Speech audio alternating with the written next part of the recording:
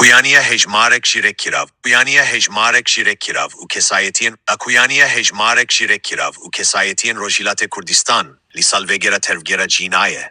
Hejmarek jî çalakvanên medeni çandî cingehparêz kwendekar û kwendevanan, mamostayên olî û kesayetî û rêkxiravên civaka medeni li Rojhilatê Kurdistanê, bi hilkefta salvegera tervgera Jînayê, Daxuyaniyek belav kirin û ragihandin ku ev tervgera tenek hebat bo mafê Jînan nîne, belku bu afirandina paşerojek azadu mirovi bu hemûnetewên jer destilata rejima Îranê.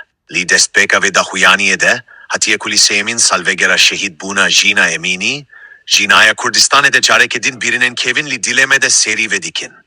Li beşeke dina ve Daxuyaniyê de tevi işare kirin.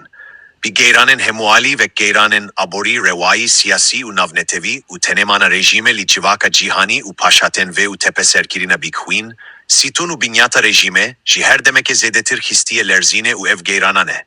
Nîşan dekin herîfîne ne, tepeserkirin û tundutîjiya rejime ne ku nikare tevgere bisekinine, belku binyatên rîziyên ve destilata reş, lerzoktir dike.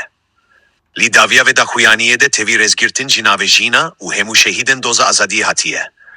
Li sêmîn salvegera tervgera Jînayê de, em careke din soza xwênû dikin, ku her tim yad û navê Jînayê bi zindî rabigrin, û domdere doza hemû şehîdin ve doza pîroz ku azad bûn jî bindestî û azad bûn jî destekevneperestirin û bikuştirin rejima Cîhanê bin. Azadî hewçehî bi xebatê heye, û rêya azadiyê jî tê jî lemper wastenge, lê dozek tê jî hîvî ye. Azadî ji her demeke nêzîktir bûye.